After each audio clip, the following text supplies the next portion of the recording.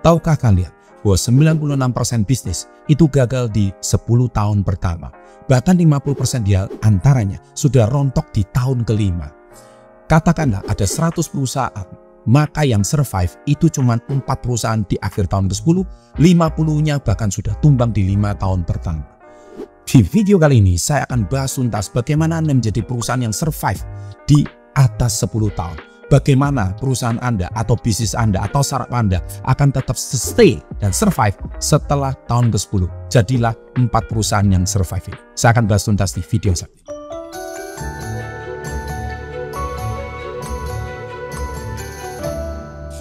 So, sahabat SB30, salam hebat luar biasa. Selamat datang kembali di channel Success Before 30. Seperti tadi saya sampaikan di awal, bagaimana Anda bisa memiliki perusahaan yang survive. Bisnis Anda itu bisa bertahan lebih daripada 10 tahun. Kita tahu, di setiap kota Anda, saya percaya di kota Anda cari aja deh satu depot atau satu tempat resto atau satu tempat makan yang umurnya itu udah lebih dari 20 tahun. Pasti ada. Mungkin tempatnya itu sudah usang, mungkin tempatnya itu udah nggak rapi, nggak secanggih teknologi sekarang, tapi pelanggannya itu tetap ada. Nah, jadi kata kuncinya adalah customer. Itu yang bisa membuat bisnis Anda survive. Saya ulangi, customer. Nah, pada kesempatan kali ini, kenapa perusahaan bisa survive lebih dari 10 tahun? Hanya 4 dari 100 perusahaan, 4% saja. Karena mereka sudah punya customer tetap. Bahasa saya adalah customer base. Basis customernya sudah sangat kuat. Hari ini, para sahabat SP30 yang saya cintai, saya juga percaya kalau hari ini Anda bingung. Sering orang bertanya sama saya, Pak, saya mau jualan, tapi mau jualan apa bingung. Terus saya mau mulai dari mana, saya bingung. Saya sudah nggak punya produk, ya. Saya nggak. Nah, ini yang paling sering. Saya nggak punya modal. Itu yang sering kali para pemula itu tanyakan bisnis seperti itu. Saya sering bilang bahwa bisnis itu bukan masalah textbook. Bisnis itu bukan seperti ujian soal 1 tambah 1 sama dengan 2. Karena dalam dunia bisnis 1 tambah 1 kadang-kadang bisa 5. 1 tambah 1 sama dengan 11. Bisnis itu relatif karena itu masalah mindset dan bisnis itu sangat dinamis. Oleh sebab itu, hari ini lupakan semua textbook yang Anda kuasai. Ketika Anda memulai segi dunia bisnis nomor 1, Anda harus punya produk yang Anda jual. Produk itu apa saja? Bisa produk bisnis, bisa produk digital, bisa produk jasa, bisa tangible product, bisa intangible product. Intinya Anda harus punya produk yang Anda jual. Nomor 2, ya sudah nggak usah terlalu banyak pikir, jualan saja. Jualan ya jualan saja. Sampai kapan saya jualannya? Kalau Anda berhasil dapat pembeli pertama, yeay, saya dapat pembeli pertama. Ingat, goals Anda itu adalah mencari pelanggan, bukan pembeli. Karena pembeli tidak semestinya jadi pelanggan, tapi pelanggan pasti pembeli. Kok bisa? Karena beli sekali, belum tentu dia besoknya balik lagi. Anda senang hari ini ada yang beli, tapi belum tentu dia balik. Berarti orang ini tidak bisa dikategorikan pelanggan. Pelanggan adalah orang yang sama, beli berkali-kali. Sampai dia nggak mau beli di tempat lain, tapi cuma beli di tempat Anda. Itu baru dinamakan pelanggan. Jadi goals Anda pertama adalah menemukan pelanggan pertama. Nah, tipsnya ketika Anda sudah dapat basis pelanggan atau customer base pertama, disitulah letak Anda sudah mulai autopilot bisnis Anda. Disitulah bisnis Anda sudah mulai menemukan money machine atau mesin uangnya. Disitulah bisnis Anda sudah mulai melihat titik terang untuk 10 tahun ke depan. So, goals Anda sekarang adalah temukan pelanggan yang pertama. Nah, setelah Anda mendapatkan satu pelanggan pertama, itulah sebetulnya titik awal Anda mengembangkan bisnis Anda untuk lebih besar. Nah, goals Anda berikutnya adalah bagaimana Anda membuat bisnis Anda bertahan atau survive. Ingat, seperti yang tadi saya sudah bilang, 5 tahun pertama, 50% perusahaan tumbang. 50% usaha tumbang, 50% depot tumbang, 50% resto tumbang, 50% kafe tumbang, 50% bisnis tumbang. Dan bagaimana Anda bisa selamat di 5 tahun pertama sampai menuju ke 5 tahun kedua? Salah satunya, bagaimana Anda memperbanyak pelanggan Anda. Saya punya seorang teman, dia itu punya customer. Itu bisnisnya memang nggak semua orang punya, bisnis alat berat. Dan customer tetapnya itu 50 pelanggan saja. Tapi 50 pelanggan itu dibangun selama 30 tahun. Dari 1 sampai 50. Tapi cuma 50 pelanggan, tahukah Anda, bisnisnya itu bisa bertahan lebih dari 2 dekade. Artinya apa? Berarti bisnis ini luar biasa. Lagi-lagi survive dari mana? 50 pelanggan. Nah, Begitu juga misalkan bisnis Anda hari ini Anda jualan kuliner, Anda jual bakso mungkin. Misalkan jual bakso 1 mangkok 15.000. Dan bakso Anda memang sangat unik, rasanya berbeda. Bakso Anda harganya juga terjangkau. Dan bakso Anda rame banget. Orang belum tentu membuat bakso yang sama bisa mempunyai pelanggan seramai Anda. Nah, goals Anda berikutnya adalah menemukan 100 pelanggan pertama. Karena ketika Anda menemukan 100 pelanggan pertama, maka saya percaya di dalam bisnis itu ada yang namanya fixed cost, yaitu biaya tetap, dan variable cost, yaitu biaya yang bervariasi. Ketika fixed cost dan variable cost Anda bisa tercover dengan 100 pelanggan pertama, niscaya bisnis Anda pasti survive. Apalagi bisnis Anda kalau mau take off, Anda harus punya 1000 customer tetap atau 1000 pelanggan tetap. Ketika bisnis Anda punya 1000 pelanggan tetap, niscaya bisnis Anda itu akan betul-betul survive lebih dari 10 tahun. Tapi goals Anda, sekali lagi saya sudah bilang, dari 1 Anda mau menuju 1000, step berikutnya bagaimana Anda menemukan 10 pelanggan tetap sampai 100 pelanggan tetap. Buat customer Anda itu nyaman. Misalkan kalau balik lagi, ya dikasih giveaway apa, ya kalau ulang tahun ditelepon, ya sehingga customer Anda merasa nyaman. Anda perhatikan, masih ingat ketika ada satu orang customer, dia itu suka sekali sama makanan di depot tersebut. Tapi ketika kokinya pindah, maka langsung pelanggan dari depot itu turun. Kita juga tahu ketika Anda langganan di sebuah salon contohnya. Ketika hairstylist yang Anda sukai tersebut hilang atau pergi ke tempat lain, gak lama kemudian salon tersebut akan menjadi sepi. Jadi pentingnya Anda mempunyai 1000 pelanggan pertama, dimulai dari 100 pelanggan pertama. Jadi kalau bisnis Anda mau survive, pastikan customernya diperbanyak. Gak usah jauh-jauh, 100 pelanggan dan step berikutnya 1000 pelanggan. Syukur-syukur kalau Anda punya 1 juta pelanggan tetap. Tapi itu semua dimulai dari 1 pelanggan pertama. Oke, nah sekarang setelah Anda tahu tipsnya itu Anda harus mempunyai pelanggan yang banyak, 100 pelanggan sampai 1000 pelanggan. Nah di sini saya pasti Anda bertanya, Pak, supaya dapat pelanggan caranya gimana? Oke, saya akan ajarkan bagaimana Anda bisa punya pelanggan tetap. Anda bisa punya pelanggan yang senang dengan Anda. Nomor 1, Anda harus kenal siapa pelanggan Anda.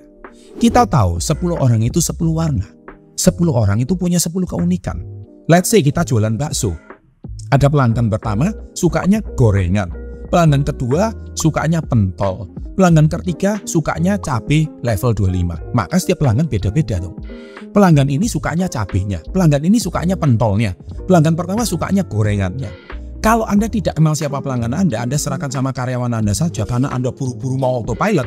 Cepat atau lambat pelanggan Anda akan lari. Kenapa? Setiap pelanggan punya keunikan. Oleh sebab itu, Anda harus kenali pelanggan Anda dari dekat. Yaitu kalau misalkan dia suka gorengan, besok-besok Anda tambahkan gorengan yang berbeda. Wah, lama-lama langganan ini bisa belanja lebih banyak. Dia bisa, awalnya dia mungkin cuma mau beli gorengan 5, gara-gara ada gorengan jenis yang baru, dia bisa langsung belanja gorengan sampai 50. Berarti pelanggannya nambah dong. Contoh yang kedua, dia sukanya pentol. Nah hari ini dia mau, ada pentol rasa baru. Pentolnya di dalam ada telur contoh. Pentolnya ini ada rasa ikan. Tapi sama-sama pentol. Oh ya, dia nyoba, rasanya mirip. Gak lama kemudian Anda nambah pelanggan baru. Jadi setiap orang punya keunikan, kenali siapa pelanggan Anda. Level yang ketiga adalah cabai 25. Dia suka sekali sama cabai Anda. Dia bilang, hari ini saya punya cabai rasa baru. Kalau kemarin cabai rasa sambal mata, ini cabai dabu-dabu dari Manado. Oh ya, ada jam rasa baru. Testing aja. Ternyata enak juga. Besok-besok dia bungkus sambal lebih banyak. Maka setiap pelanggan punya keunikan masing-masing. Kenali karakteristik pelanggan Anda. Dan kalau bisa 1000 pelanggan tersebut Anda sudah tahu kebiasaannya apa, belanjanya apa, kesukaannya apa, dan dia itu hobinya apa. Kenali para karakter pelanggan Anda, niscaya pelanggan Anda akan tambah lama, tambah besar. Yang kedua adalah cara menemukan pelanggan yang tepat adalah menemukan pelanggan tetap Anda dimulai dari pertahankan kualitas produk Anda. Kita tahu bahwa ballpoint yang harganya 2 juta mempunyai customer yang 2 juta. Kita tahu juga ballpen yang harga 20.000 punya pembeli yang kualitasnya 20.000. Kalau kita naik pesawat dengan harga bisnis kelas, harga 3 juta sampai 5 juta, dia juga punya pelanggan bisnis kelas. Kemudian yang pelanggan kelas ekonomi, kita juga tahu ada yang harganya di bawah 1 juta, mereka juga punya segmennya. Tentu orang yang standarnya bisnis kelas akan marah gara-gara persaingan bisnis kelas dia turunkan harganya tapi kualitasnya kayak ekonomi. Maka pelanggan itu bisa lari. Anda jangan takut pelanggan bisnis kelas akan lari, karena kualitas bisnis kelas yang Anda berikan tetaplah kualitas bisnis kelas. Lebih baik menaikkan harga tetapi Anda tidak mengurangi kualitas. Kalau Anda memang pede dengan harga bakso Anda 15.000, ya pertahankan 15.000. Seandainya memang ada kenaikan harga bahan baku, lebih baik Anda naikkan jadi 16.000 atau 17.000. Saya yakin pelanggan Anda yang 15.000 nggak akan lari, karena memang rasanya berbeda. Beda ketika Anda hari ini nggak pede karena ada pelanggan banding harga jadi 7.000, Anda ikut-ikutan 7.000 dan Anda mengurangi kualitas, maka pelanggan Anda akan lari dan marah-marah, dan pasti Anda akan kehilangan pelanggan. So, tips saya kali ini adalah pertahankan kualitas produk Anda sampai kapanpun. Tips yang ketiga, bagaimana cara Anda mendapatkan pelanggan tetap, yaitu utamakan servis. Saya percaya pelanggan itu paling suka di servis. Misalkan pelanggan A, dia itu suka sekali kalau dipanggil selamat pagi gitu.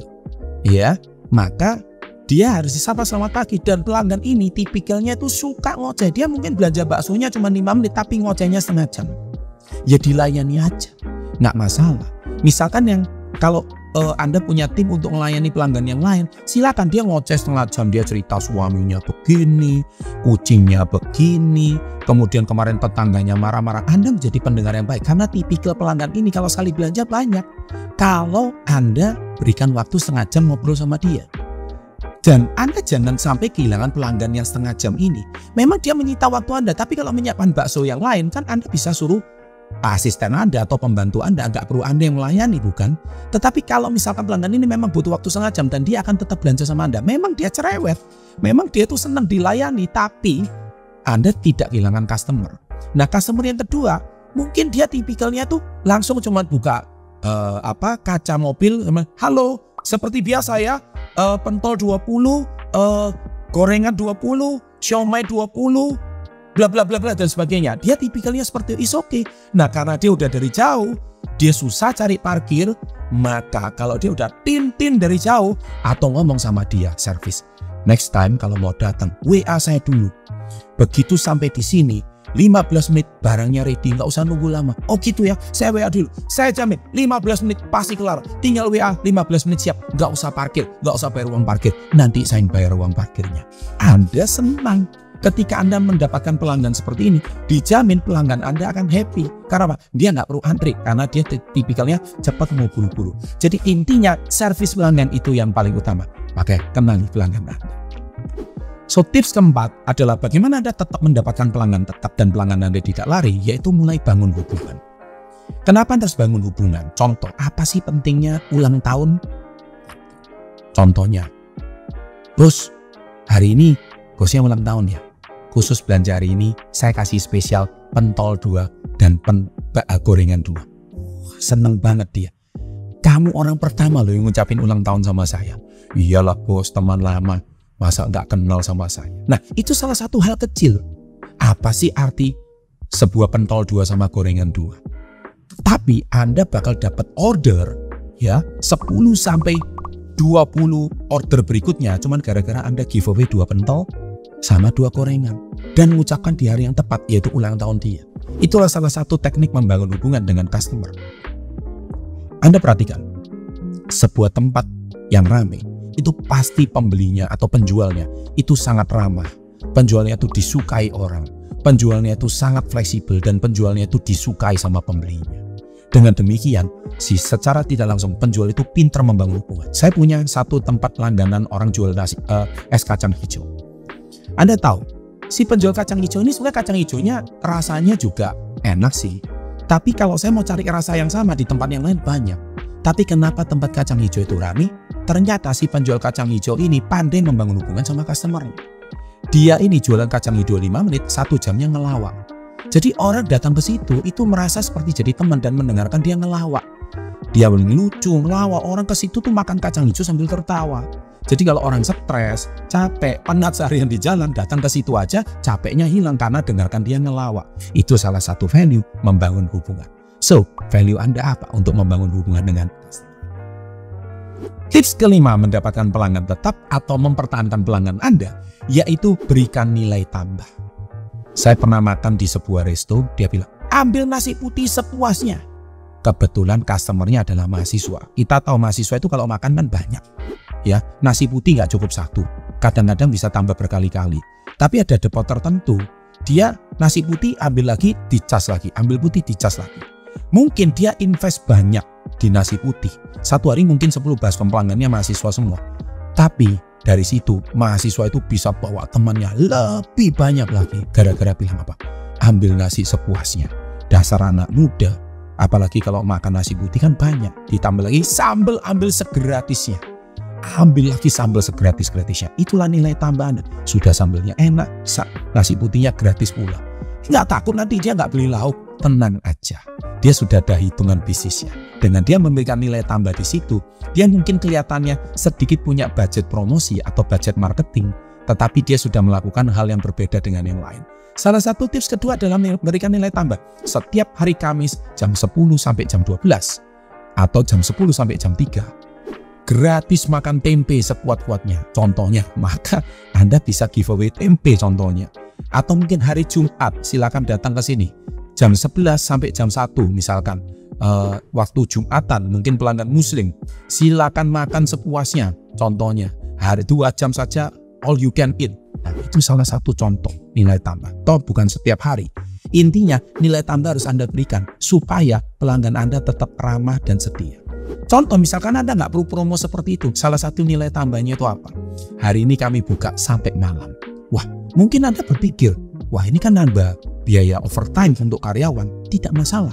Kalau Anda hitungan bisnisnya itu rame, nggak masalah kan kalau Anda berikan lebih. Di mana mungkin pelanggan Anda bisanya datang malam. Saya kalau datang malam nggak apa-apa. Untuk bos apa sih yang nggak bisa? Ya untuk bos saya tunggu sampai jam berapapun. Saya buru-buru loh ya, potong rambut saya sekarang aman. Padahal jelas-jelas jam tutup salon Anda itu jam 7. Tetapi gara-gara ada pelanggan prioritas ini, Anda punya nilai tambah. Anda hari itu pulang jam 10 pun tidak masalah. Lagian kan panjang nggak mungkin, rambut kan nggak mungkin panjang dalam waktu 1 hari. Rambut kan mungkin panjangnya 1 bulan kemudian atau 2 bulan kemudian. Tapi khusus itu, Anda memprioritaskan supaya Anda tidak kehilangan pelanggan Anda. So, Anda harus dinamis, fleksibel, tidak boleh terlalu kaku. Nah, tips yang keenam, yaitu seringkali ketika orang itu ingin dapat pelanggan tetap, yaitu mereka itu ingin tahu success story Anda. Nggak ada salahnya Anda storytelling. Ingat, kita sudah tiba di dalam zaman iklan itu harus dibangun dari storytelling. Storytelling itu akan membuat customer lebih senang. Anda tahu, setiap kali Anda pesan makanan di aplikasi tertentu, selalu ada bintang 1 sampai bintang 5. Artinya apa? Orang akan melihat ini bintang berapa. Apakah supir ini direkomendasikan atau tidak? Apakah depot ini direkomendasikan atau tidak? Kemudian di situ ada kolom komen, yaitu dia bebas komen apapun. Nah, bukankah ketika orang sekarang searching sesuatu, produk sesuatu, dia googling dulu, dia cek dari aplikasi tertentu, dia lihat rate-nya bintang berapa dulu. Di bawah rate bintang berapa, ada komen-komen yang tidak bisa dihapus. Karena itu apa? Itu namanya customer sharing. Yaitu customer sharing itu sama aja dengan storytelling. Karena sekarang manusia tidak cukup membeli produk dari kata 1-2 orang. Tapi ketika dia sudah melihat ada ratusan komen, bahkan ribuan komen positif, dengan sendirinya Anda yakin, saya yakinnya dia tidak akan lari ke tempat yang lain. Karena apa? Banyak orang merasa puas. Tetapi ketika hari ini Anda menutup kolom komen atau Anda tidak membiarkan storytelling itu terjadi, maka customer sekarang lebih jeli, lebih kritis. Dia tidak mau cuman di-drive dari satu kata tertentu, tetapi dia harus melihat bagaimana kepuasan pelanggan yang lain. Nah, ketika Anda storytelling, Anda ceritakan saja. Saya bermula membangun salon, bermula menjualan tempe penyet ini atau bakso ini. Itu dari awalnya seperti ini. Saya tuh suka sekali makanan yang pedas. Saya suka sekali tempe yang rasanya seperti ini. Nah, Anda storytelling dengan kisah Anda. Dengan demikian ketika orang yang punya hobi yang sama dengan Anda akan menjadi pelanggan Anda berikutnya. Karena orang kayak Anda itu juga bisa menarik orang seperti Anda berikutnya. Niscaya customer Anda sebenarnya satu tipikal dengan Anda. Bukankah demikian? Nah, tips yang ketujuh yaitu bagaimana Anda tetap punya pelanggan tetap. yaitu ini lebih kepada produk yang segmented atau produk-produk premium. Biasanya brand tersebut itu akan membangun sebuah komunitas. Contoh, pecinta kamera, merek tertentu, dia akan mengumpulkan orang-orang pecinta merek tertentu tersebut. Pencinta mobil sport, dia akan mengumpulkan pecinta mobil sport tertentu. Pecinta smartphone dengan merek tertentu akan dikumpulkan komunitasnya pecinta smartphone merek tertentu. Dan begitu juga pecinta moge, motor besar atau motor gede, itu dia juga akan mengumpulkan brand tersebut akan mendanai acara gathering atau acara kumpul-kumpul di komunitas tersebut. Sehingga komunitasnya semakin lama semakin kuat dan akhirnya mereka mulut ke mulut, banyak orang tertarik untuk join komunitas tersebut. Komunitas itu merasa pride, merasa elit, dan orang dengan sendirinya brand tersebut akan lebih besar. Itu juga salah satu tips dan trik bagaimana menambah customer tetap Anda. Misalnya kalau orang sudah cinta merek tersebut, sampai kapanpun dia akan merek tersebut, bahkan mungkin sampai 2 keturunan. Bisa jadi Anda dapat pelanggan tetap lebih besar. Nah, demikian untuk tips bagaimana Anda mendapatkan pelanggan tetap.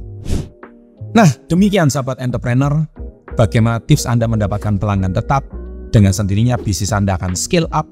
Yang tadi dari 1 pelanggan tetap goalsnya, mencari 10 pelanggan tetap, sampai 100 pelanggan tetap, bahkan 1000 pelanggan tetap.